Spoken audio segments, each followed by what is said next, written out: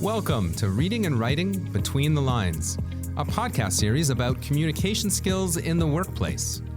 I'm your host, John Witzman. Join me as I speak with industry professionals and Conestoga faculty and alumni to explore their journeys with reading and writing skills. Follow us as we talk about how communications learning has changed over the years, how these skills are used in a wide range of industries, and the future of workplace communications. Hello and welcome to Reading and Writing Between the Lines. Today I'm here with Andrew Lubczuk, Professor of Fitness and Health Promotions at Conestoga College. Hi Andrew, welcome. Hey, thanks for having me, John. It's great to have you here, Andrew. If we could just start by getting you to tell us a little bit about what you do as the Professor of Fitness and Health Promotions and what that work entails. Yeah, sounds good. So maybe I'll just take a step back to 2014 when I got hired. We got hired at the same time. 2014 year.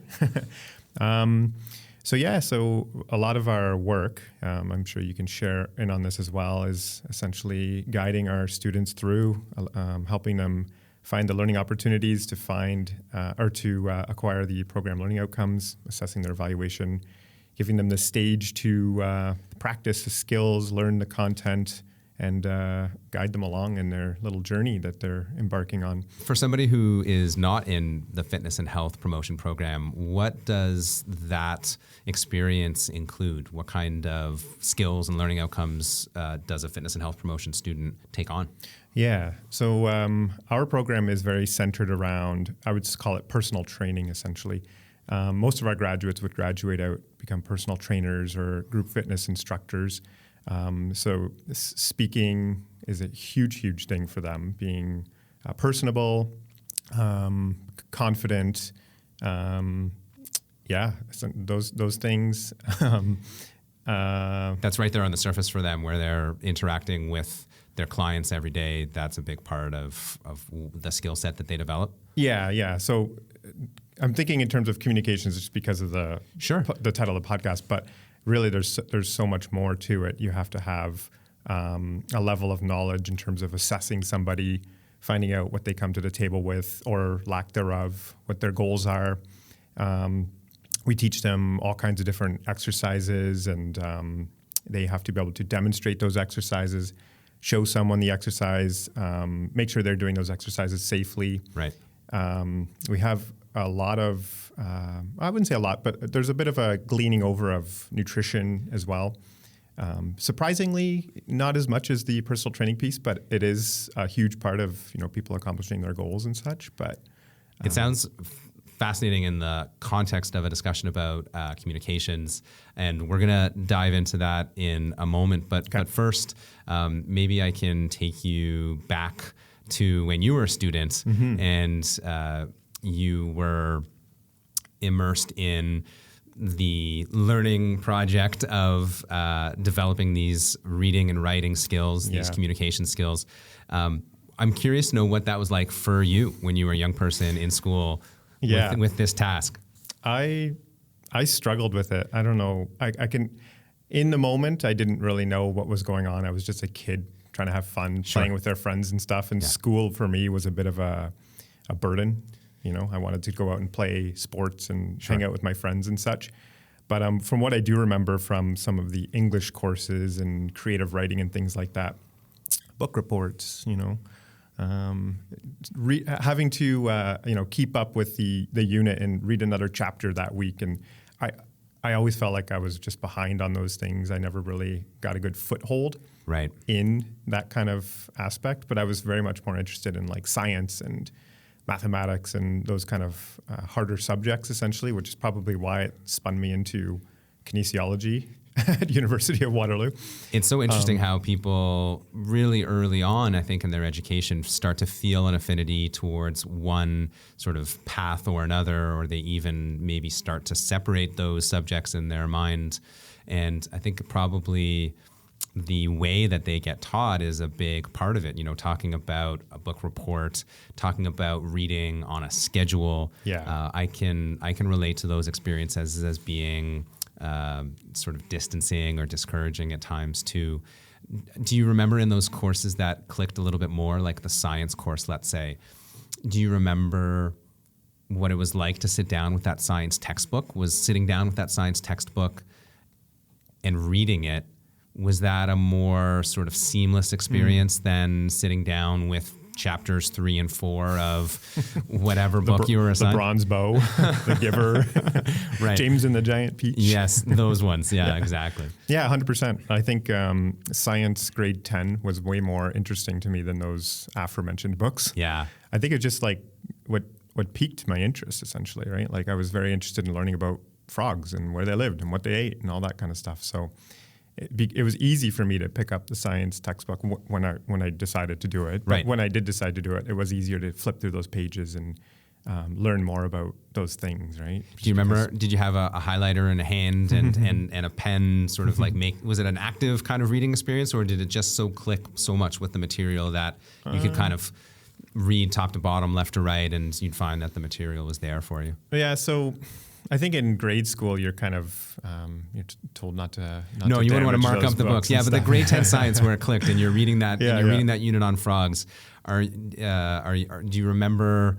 That wasn't so active though. No, and honestly, it probably would have been such that they told us not to. Sure. Like don't touch the book. Just right. You got to give it back, and if it's damaged, you're gonna have to pay for it, or your parents are gonna have to pay for it. But though there was this kind of desire to do that, because when I went to university, and I bought all my books, they were yours now, and then didn't have any money to do really anything else. Right.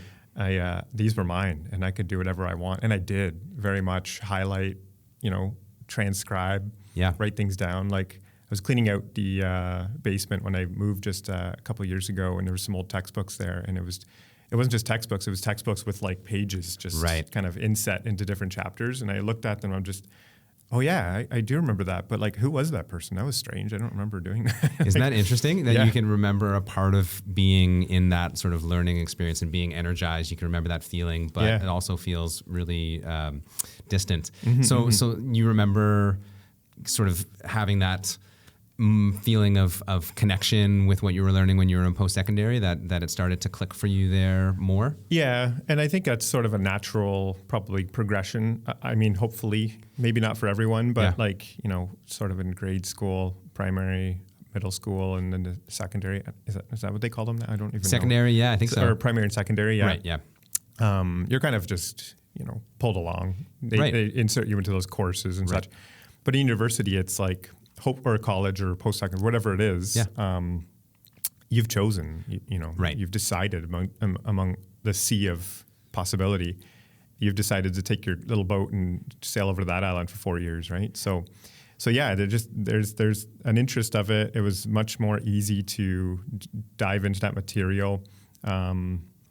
Yeah, I wouldn't say I would love to have been doing it every Saturday night, but but when you did, it was easier because you were curious of what that next muscle was and where it attached, and what bones kind of provide the architecture for that muscle to attach to, right? So it's almost like the difference between a push factor and a pull factor. Like at a certain point in your early days, you felt like you were pushed towards these learning experiences, and then at a later point, something started to feel like you were being pulled towards these ideas, and it felt attractive, appealing, like you were drawn to dive further. Mm-hmm. I love that image before we move on of the boat in the sea of possibilities, and I wonder what it must feel like today to be browsing through all of the programs that are available to a student at Conestoga College or any post-secondary school today, and just the range of offerings.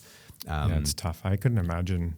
I think I've spoken to just a couple people who have children, or aunts and uncles of mine whose nieces and nephews are going out into post-secondary, and I think I've even heard stuff like, I had my career advisory meeting, essentially. What's that? Oh, that's where I had to kind of choose what I wanted to do for the rest of my life. I'm like, I'm almost 40 and I don't know what I want to do for the rest of my life yet. I'm kind of happy doing what I'm doing, but I don't know if I found exactly what I want to do for the rest of my life. That's a pretty loaded meeting that they're doing there, right? Absolutely. So, do you remember when you were in post-secondary and you were studying kinesiology? Mm-hmm. Were you being asked to sort of demonstrate your learning and demonstrate your knowledge through through written communication a lot, or was your assessment sort of mixed with hands-on? What was that like for you?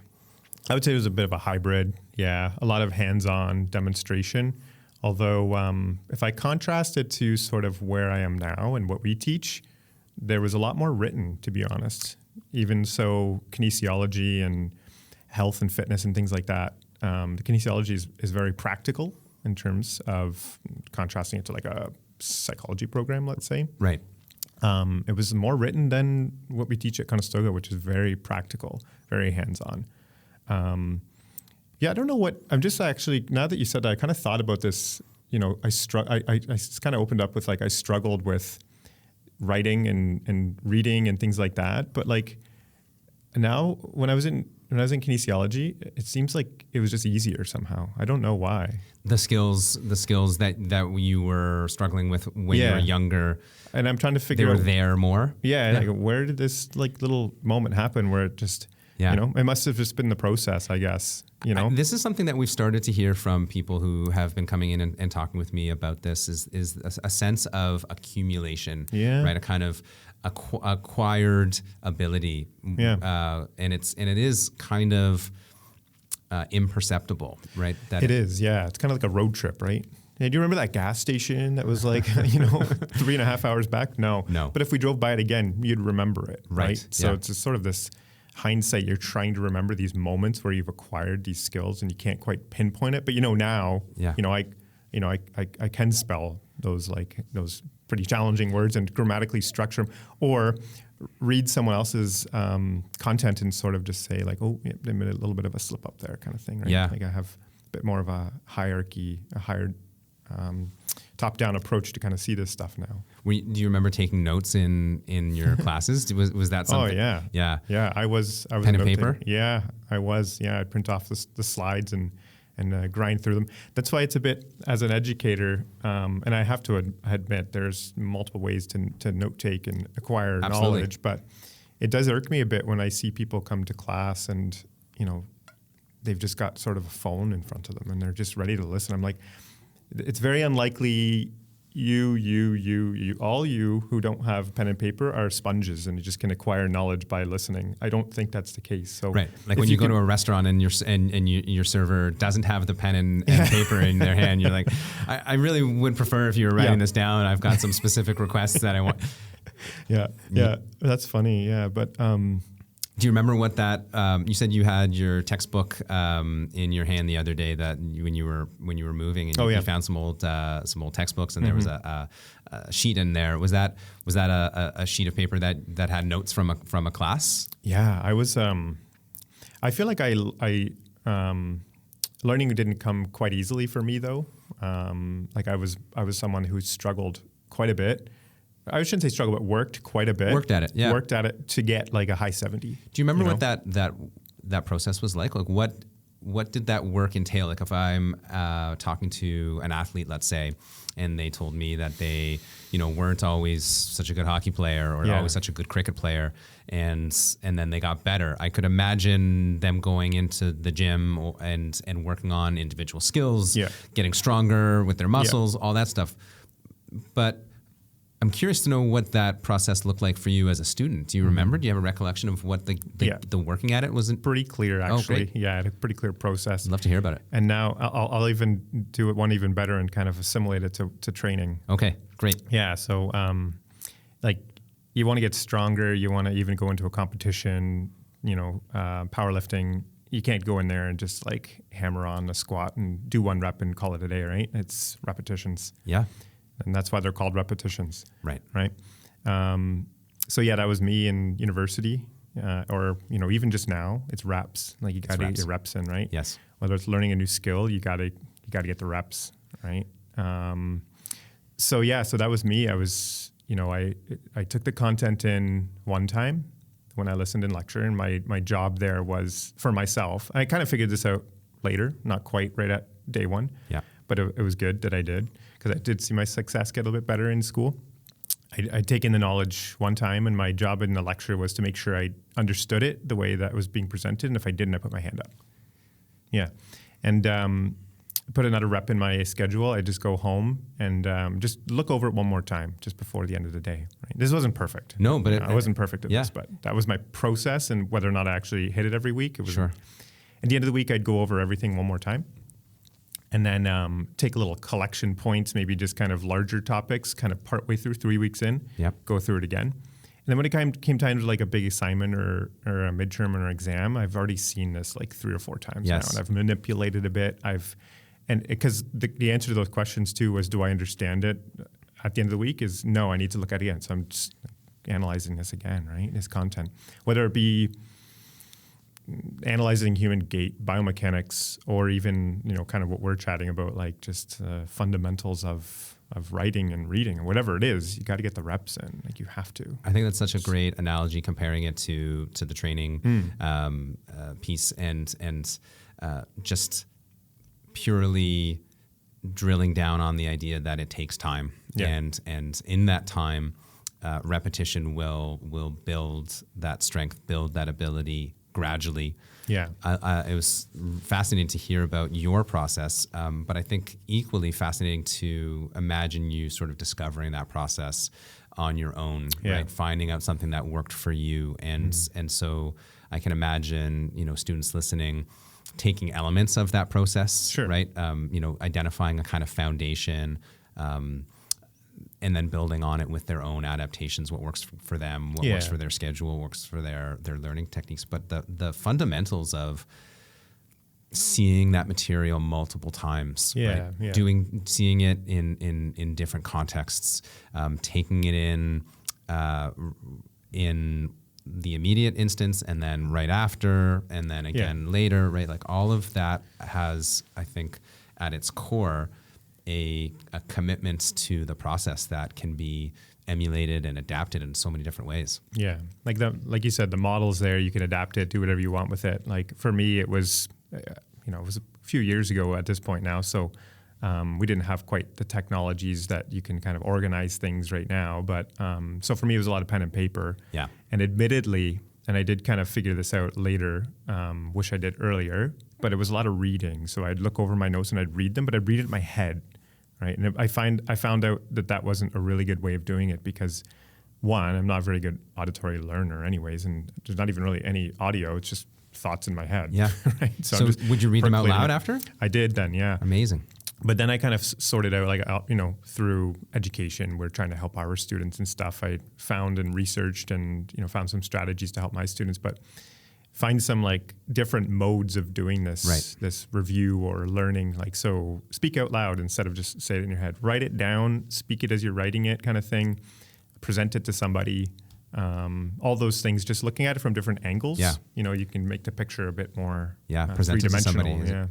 That's a great way of characterizing it too, right? Getting these ideas to lift off the page or the screen, as the case may be, and having them be three-dimensional in the world so that they are real. One of the challenges that I think that I face as an educator in the communication space is encouraging people to see the text on the page or the text on the screen as a material object, right? When we talk about the material objects that are around us, right? Tools, fitness equipment, right? They communicate their purpose in their shape, right? And the ideas that we sort of pack into our words are less visibly obvious in what it is that they're trying to achieve. Yeah. So I love your idea of getting them three-dimensional, whether it's talking with a friend or presenting to somebody else.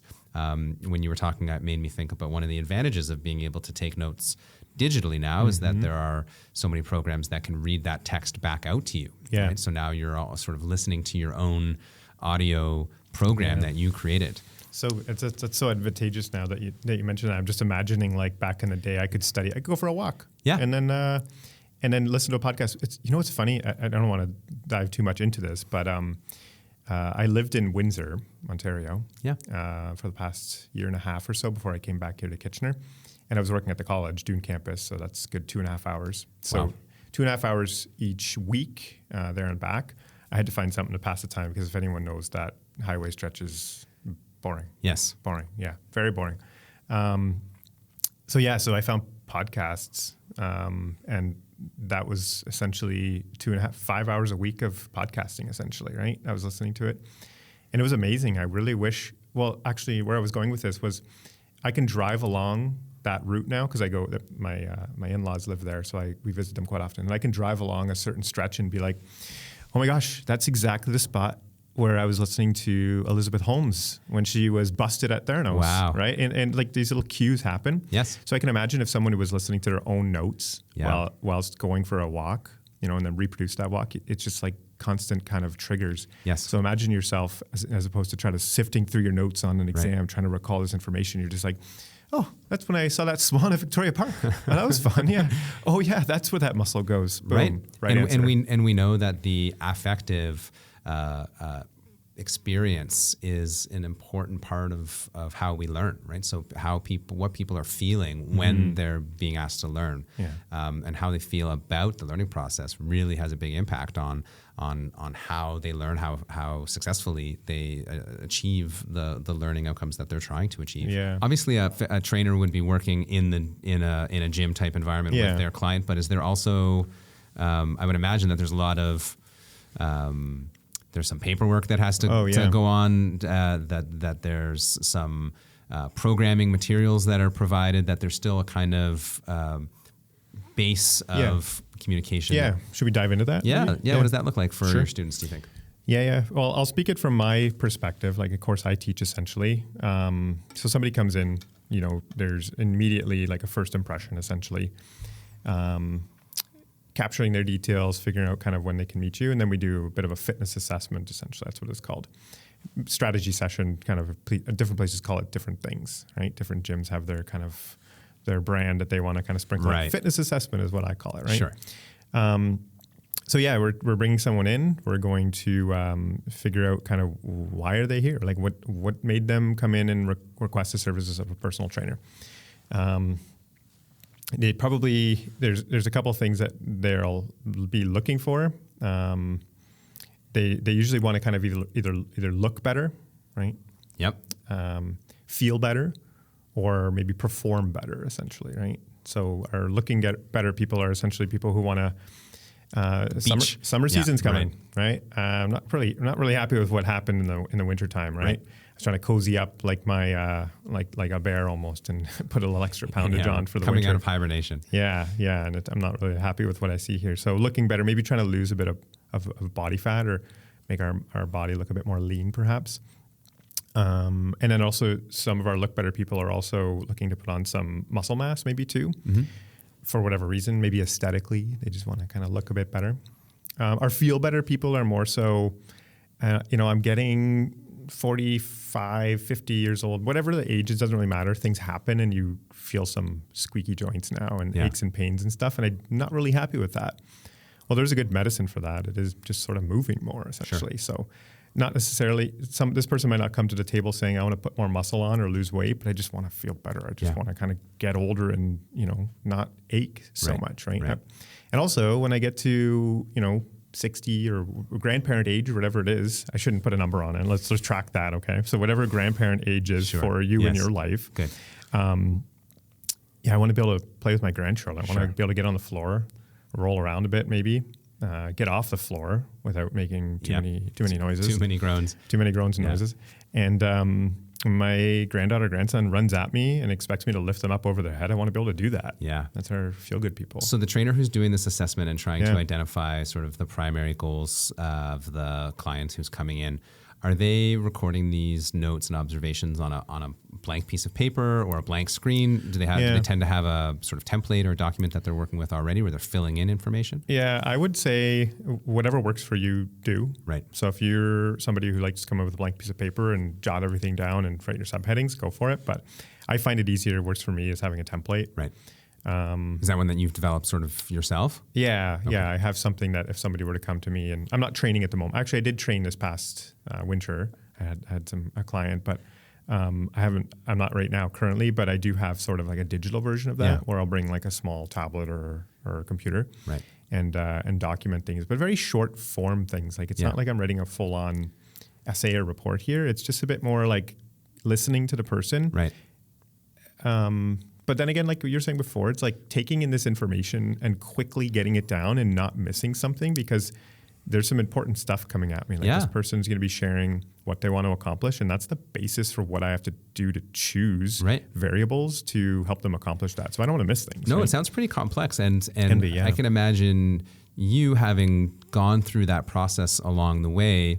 You know, what we talked about earlier, that sort of layering on of this ability, this skill set, this toolbox to be able to organize information, to be able to pull information out of somebody who's speaking and identify some core concepts, and then organize those ideas on a page in a way that will be meaningful to you later on, useful to you in trying to build something off that.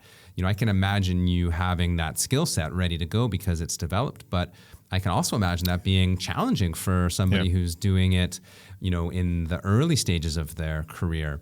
Do you have students, do you notice students get stuck on that part of it, or looking for insights as to how to do that part of it? Yeah, good question. I'm just going to quickly go back and just round off the very in Cole's notes. I don't want to get too far into that, but after that small assessment of, you know, a bit of a consultation, we'll quickly just do a couple tests, see how they're moving and you know what their capacities are. They'll take them through another like bit of a movement test as well, so we can objectively kind of watch what things might be there. All the while, you know, all this stuff is being put on this template. So over to your question then we build a program and train them and such. But it's a lot of information that's coming in, and coming in different formats too, like what the person is saying, and then also like adding on that piece that you just gave us. That you're watching them move physically, and then there's a lot of technical knowledge that's going to be. There is, and there's, you know, it's not something you really memorize either. There's some things that, so for example, I know we trained a little while ago together. We didn't do anything called like an FMS test, did we? Functional movement. Was that the strength, grip, and the stretch? So those are tests that we would typically do to assess someone's like grip strength or their flexibility and stuff like that. But this one's a bit more of like it's a series of tests, one after the next. So we'd have someone do a deep squat, inline lunge, hurdle step, trunk stability push-up, these kind of things, just like basic movements to see how human beings work and move, and if they're moving properly. But it's not simply do the test and look at the result and kind of be on with your day like those grip ones are. Right. These ones are a bit more complex. Like when someone does a deep squat and kind of misses a checkpoint, you kind of have to go into the content and sift through, okay, so this means this. Now these exercises are kind of, I wouldn't say contraindicated, but a bit of a precaution now. We shouldn't be doing these we shouldn't be loading the shoulder up if our shoulder mobility is not up to par, right? So let's get our shoulder mobility up to par before we get into loading up a shoulder joint, for example, right? So that's all just kind of over to how you were asking that question. That's all sifting through information. Yes. And analyzing it in an accurate way, because if you don't kind of do that, you're going to be setting this person up for maybe not on the right track to accomplish their goals as quick as they could, or putting them even worse into a position where they're going to be at high risk for injury. Right. Maybe not acute injury, but it could be something to just, my shoulder. Yeah. Just noticing it's really kind of bothering me these days, right? I don't know why that is. Derail their motivation for continued fitness and continued movement. Yeah, injury for sure, yeah. It's fascinating to think about how much that initial interaction between a trainer and a client does involve a kind of reading, thinking, writing component. Yeah, 100%. I'll go back to that question you had earlier about the students and how they find it with getting this information. Yeah. A seasoned trainer will have their process, right? But developing that process is something that's a little bit challenging, I think, too. So I've developed these templates. I've used them before. I'm comfortable with them. So I just adapted a course just recently, and I said, I have these templates. I can easily just make the marking easy for myself and have them use these templates. Yeah. But really, what is that going to do for them? Not much. Some might thrive with this template. Others might be like, why does he have this here? Like, I don't understand. Find it limiting or find it restrictive. Yeah. And then they get distracted because now they're trying to follow this script or this template, and it's getting in the way of their interacting with the client. Exactly. Yeah. So assignment number 1 was build your template. Here's the criteria. Great. Here's the things that you're going to need to do. You already know this. We've done this before. You've graduated from this course already. or you passed this course, you're into level 3 now. Yeah. So build your template now. You know what needs to go on there. Put lines here, put tables here. Right. You'd be surprised what you'd get back when you just tell them to design a template, right? And I give them some parameters, but some students, I don't know what it is. Like, is it maybe just sort of our spectrum of overachievers, kind of middle ground, average students, and then kind of students who struggle? Is this sort of what I get back essentially is templates that I'm just like, I'm actually just going to use that now because it's better than mine. Is that right? Yeah. And then some are just like, yeah, that looks cool. I can see why you did that, right. but I probably wouldn't change mine. Right. Other ones just like, did you really just like do that on Word before you came to class today? Like, it's just literally like a Word document, boop, boop, boop, boop, boop, right. boom. And then one after thing, no tables, no nothing, And it doesn't have those visual components that will allow somebody to add information in tables. This cells, is definitely something that is really interesting to me and something that I've been sort of talking to people in this podcast space before, just about text features and when they're making their notes and how they lay out a page. Are they using boldface? Are they using underline? Are they creating little boxes to write in? Yeah. Are there arrows? All those things. And it's a really interesting challenge to try to provide people who are developing the writing and reading skills that we're talking about, how to provide structure to help them, identify those features at the beginning and see them and start to understand their function, and then get them all the way to the ability where they can use them, like drawing on, a set of tools to create a document that will be matched to the context in which it needs to serve a specific purpose. Yeah. Do you see that already students are starting to draw on new emerging technologies to help them do this? Are you starting to see ChatGPT come into the picture, creating a workout plan or doing the assessments, assembling the assessment for the student? Yeah. Answer your question, like hard yes. Yeah. Yeah. It's becoming, I think it's becoming a bit of a problem in terms of it's hard to identify whether someone used ChatGPT or not. So we've, our software, I think we use Turnitin. Yep. So Turnitin. So they have a bit of an AI detection tool now that you can use.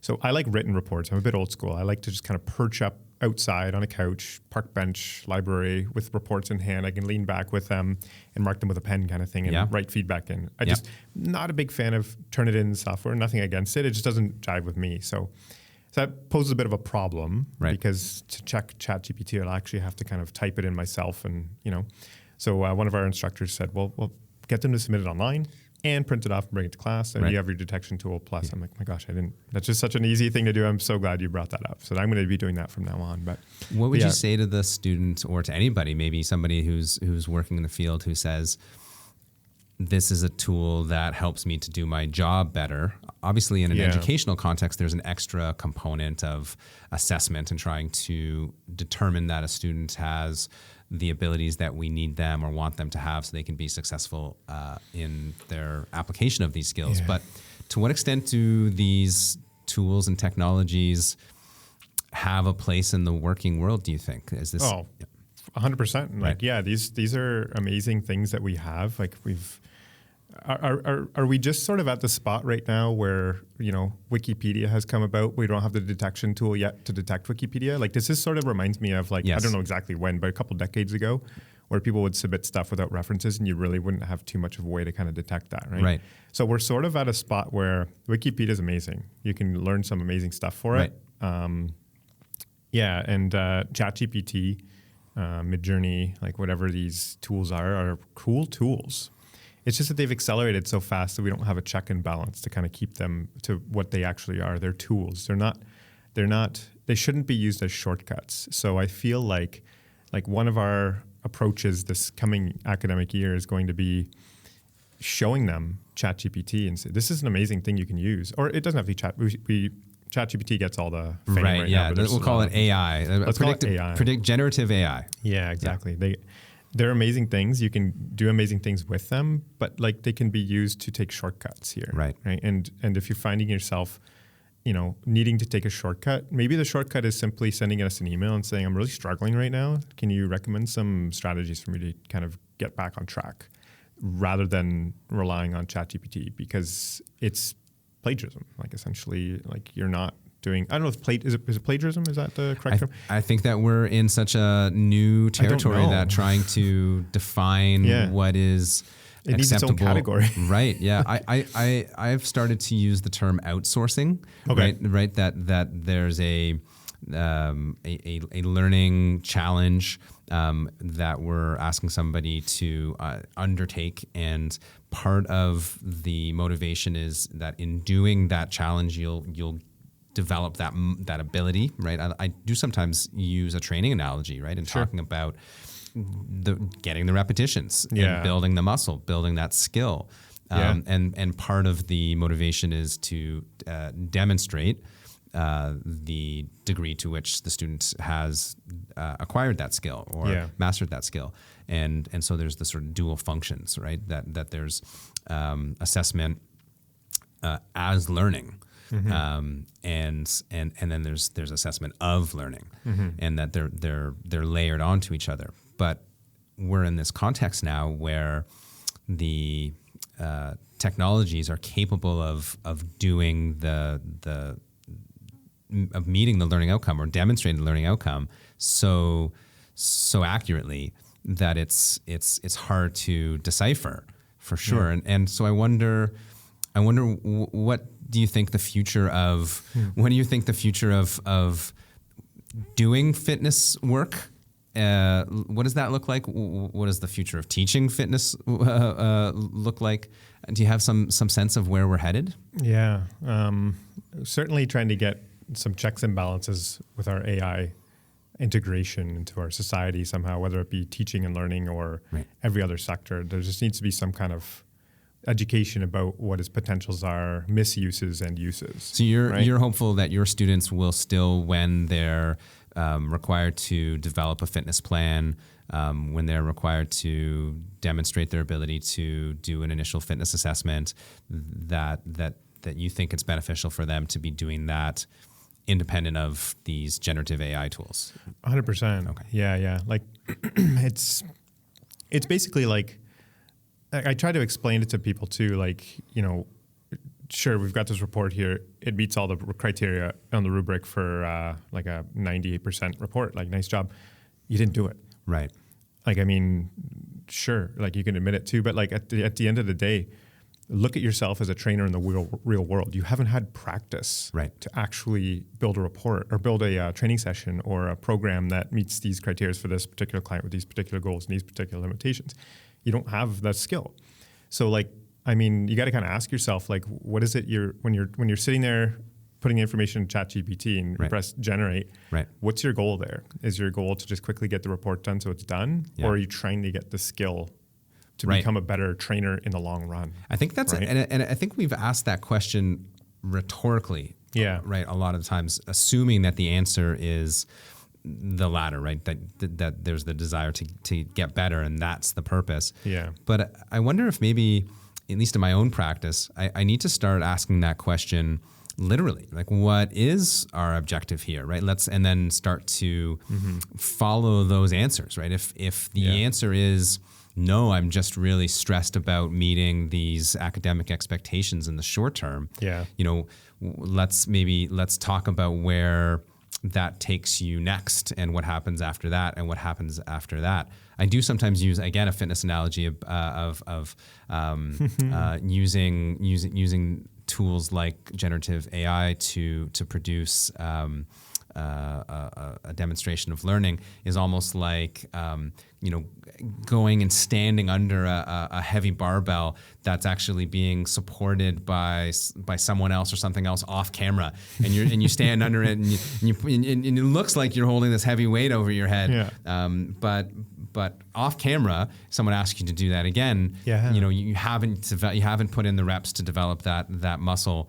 And to be able to do that yourself. Talking about 100%. About functional fitness, it makes me think about a time when I was at the gym, and we were doing exercises that would have me, lift a barbell off the ground and get it up to my shoulders. And I did that correctly several times. And then it came time for me to move the barbell, and I did it without any of that correct technique and form. Mm-hmm. And actually the trainer noticed it and came over and said, so how do we get things up? How do we get weight up to our shoulders? Right. And it was a really good example of how, habits had formed outside of this educational environment, this learning environment. And they were flawed habits, right? It was not a safe lift. It was gonna, if I did that again, I could have hurt myself. Yeah. It wasn't efficient. It wasn't the best way to do it or the easiest way to do it. And even though I had been learning the correct way to do it, I didn't immediately recognize how to transfer that skill from the sort of learning context to how I'd actually functionally use this in my real life. Yeah. And I think that's a tough piece to connect, right? To see, okay, how does the skill that I have been developing and testing in the sort of closed environment of an academic context, how does that transfer out into the wild, so to speak? Mm-hmm, mm-hmm. And will I have it when I need it? Yeah. Yeah, no, those are very interesting points for sure. Well, that made me wonder, do you imagine a time in the future, and do your students imagine a time in the future where a person might, instead of going to a gym or instead of seeking out a personal trainer, go to ChatGPT and tell them their age and their and their other parameters and say, write me a workout plan? Is that something that could? It's there, man. It's there. It's there. Yeah. You can I was just pulling up my phone right now, but I'm not going to go through the whole rigmarole of pulling up ChatGPT. But you can ask it. You can anyone listening right now can try this. Right. I am I'll just use my profile. Am I 37? I don't even know. 37, let's call it. I don't even know. I don't look at numbers. No, we're at the age now where we're just ballparking it, I think. Yeah, we ballpark that. Yeah. It's about how you feel. But I'm a 37-year-old male. I want to put on, muscle mass. I'm interested in barbell training. I have access to a gym. Here's my parameters, fill in the blanks, so on and so forth. Yeah. Generate me a 3-month plan with some variety. Yeah. I can go 4 times a week. Boom. It'll show you. It's right there. So, so why do personal trainers still work? Right. So that's where I want to maybe end up is, what do you think you could say to people who are embarking on that career now? Maybe with, I'm curious to see if communication skills will be something that you draw on here. Like, what is it do you think that will allow a human, trained professional fitness trainer, what will allow them to compete with the maybe convenience of an AI tool? Sure. What would they bring to the package that probably an AI can't, and are communication skills part of that? Yeah. 2 words: human connection. Okay. Yeah. So I have my own sort of small podcast that I run as well, and I've had some people come on and I ask them, like, what are some of the skills that a trainer needs to come through and to be successful? I even go right down the line. What do you want to see in an interview?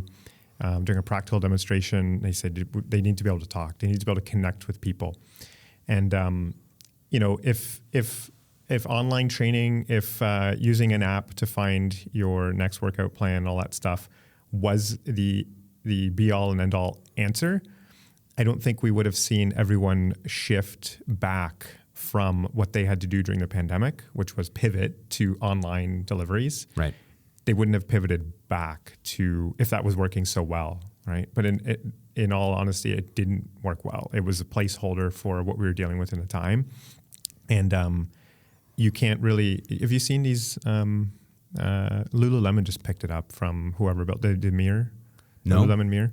So I don't know who, somebody, I'm sure you guys could look it up. It's like an augmented reality mirror where it's like there's stats on the, wow. Lululemon thought it was a great idea to buy up that company, and they did. So it's called a Lululemon mirror, I think now. Wow. I'm sure, I don't know if you can pull it up or whatever, but, there's no video. Anyways, it's like a trainer that comes on the screen and you watch them and work out with them. Right. But it's like, you know what, like, I think there's a place for that. Sure. Like, if this room here was your space to work out in, you don't have any equipment and stuff, and you can throw a mirror on the screen, someone to guide you along, and you're really motivated by that, go for it. Yep. In all honesty, if you can accomplish your goals and do that, do it. It's awesome.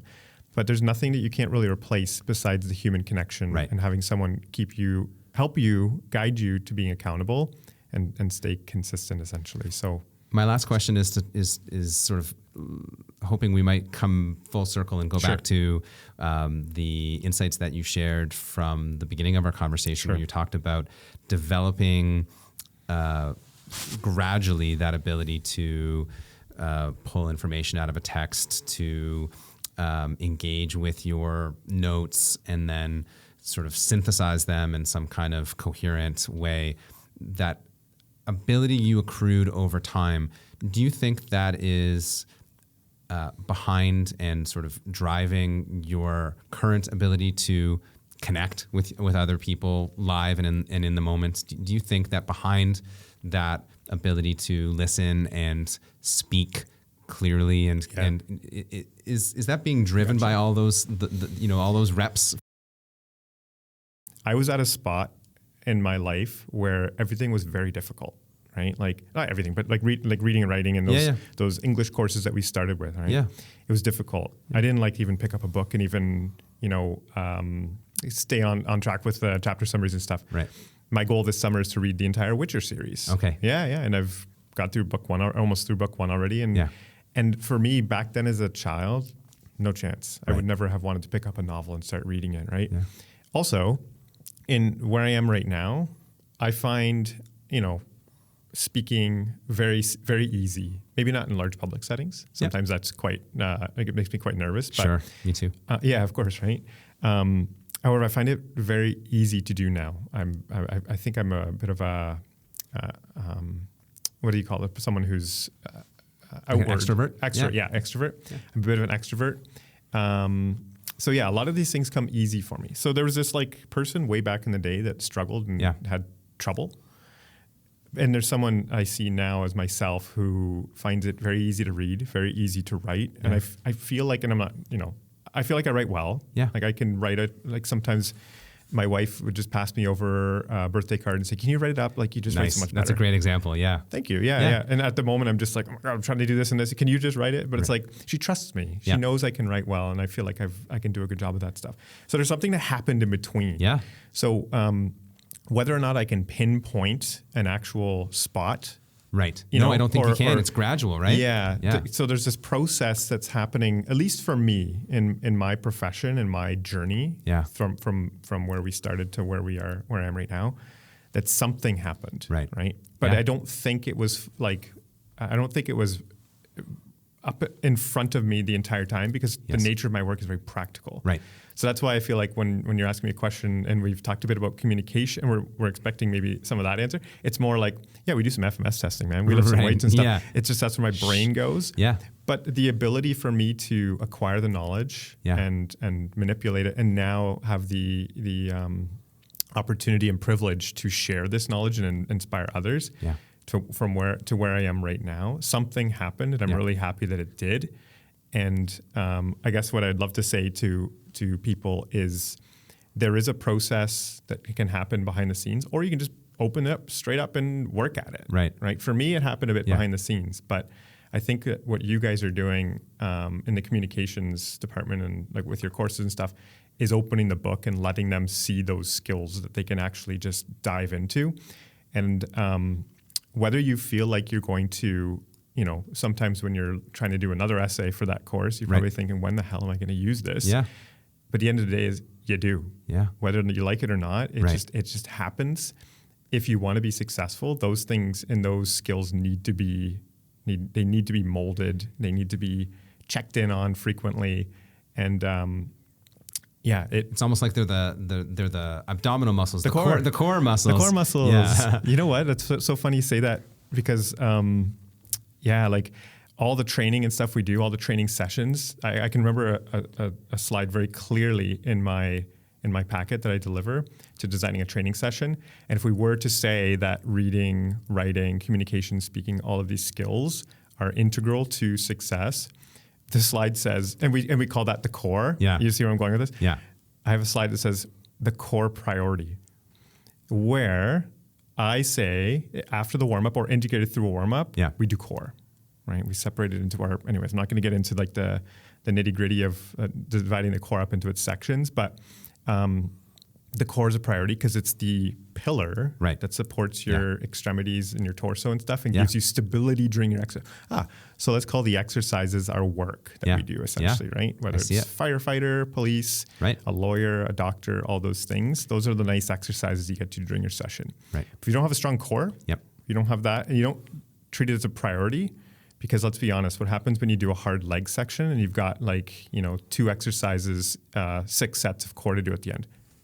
Not happening. Right. You're out. So that's why it's a core priority, is right at the front. So it gets done. It gives the rest of your body that stability it needs to do what it needs to do, or give you your career the stability it needs to flourish, essentially, those reading and writing and skills that are so integral. I think we've cracked it. I think we found the perfect analogy to end on. Got it.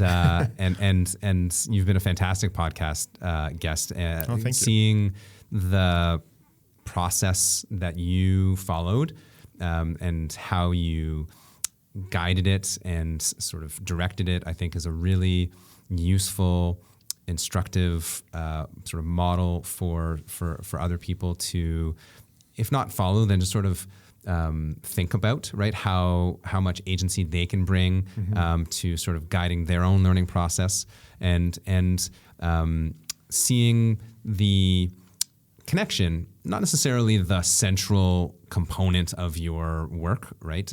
But the role for these skills in that professional field, whether they be at the core, like we were suggesting, or just sort of layered in, that they're a part of the overall sort of package. And I think that's really valuable insight coming from somebody who's farther along on their journey and has learned a few things. So thanks so much for sharing these insights with us.